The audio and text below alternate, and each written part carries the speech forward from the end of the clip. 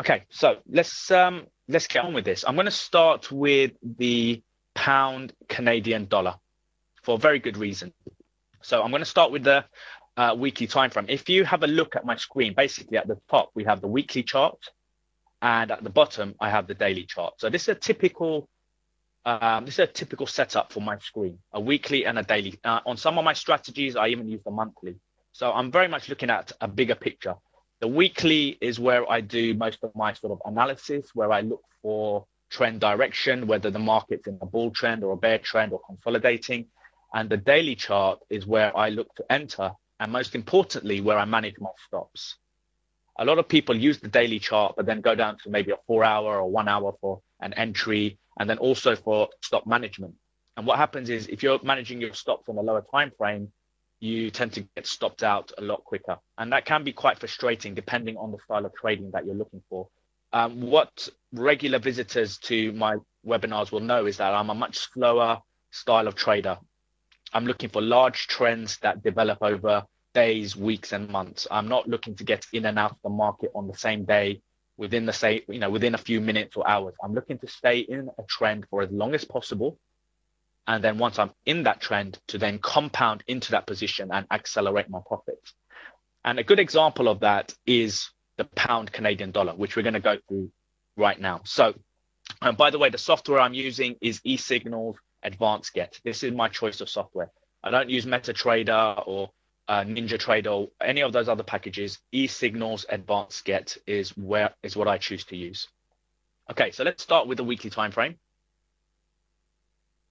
And I'll just compress the screen just so that we can get a little bit more data on the screen. And what you can see is, if we take price action from this high, which is going back to 2007, we can see that all the way down to 2010, we had price in a trend, a bear trend. And now it wasn't the neatest of trends. We had a trend, then areas of consolidation, then another area trend, prolonged consolidation, more trend, consolidation, trend. Now, this is a very typical behavior for any chart. Any chart that trends well, we do not expect price to always move in a straight line, either to the upside or the downside. What we get are areas of trends and then areas of consolidation. Now, this trend lasted a good 3 years. So after an area of trend like this, what we expect is price to go into an area of consolidation.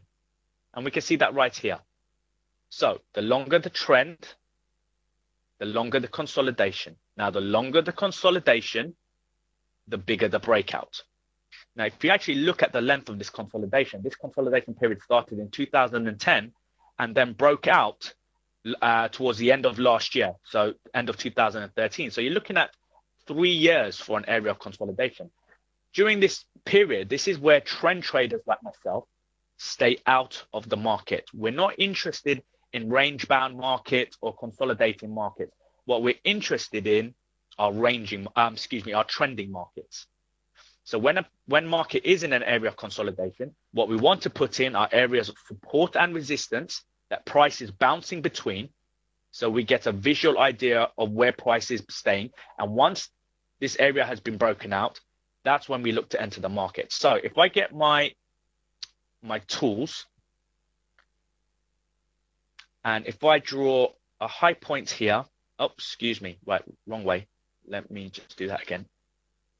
Extend right, thank you, that's better. So what I have here are my two areas of support and resistance. So here is the high, this is the resistance, and here is the low, this is the support. And what we've got is price bouncing pretty much within these two levels. So as long as price is staying within these levels, me as a trend trader, I'm looking to stay out of the market. Now, range traders, intraday, scalpers, they'll have a different approach.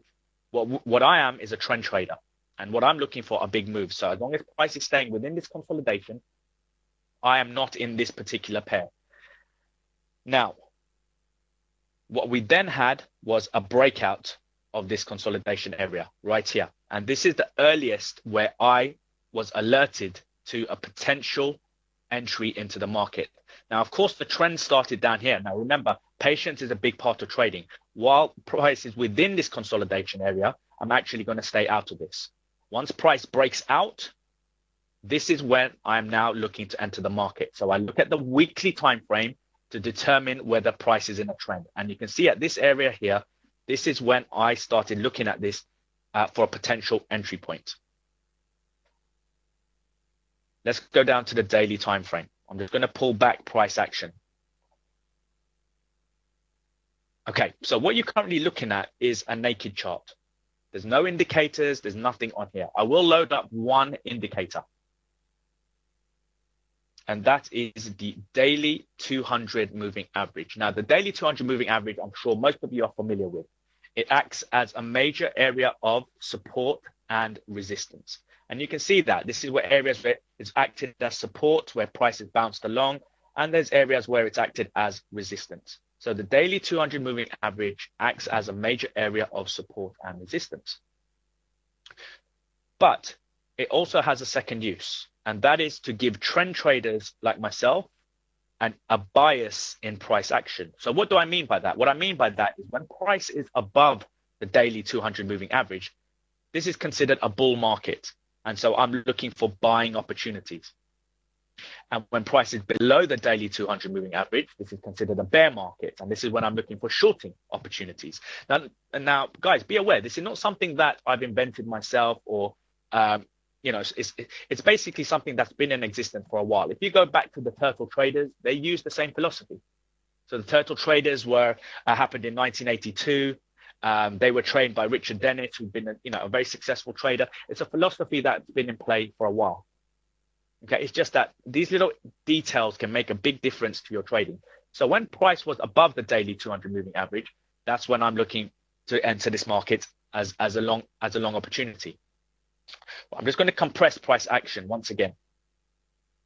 So going back to what we said on the weekly chart, here on the daily chart is that prolonged area of consolidation.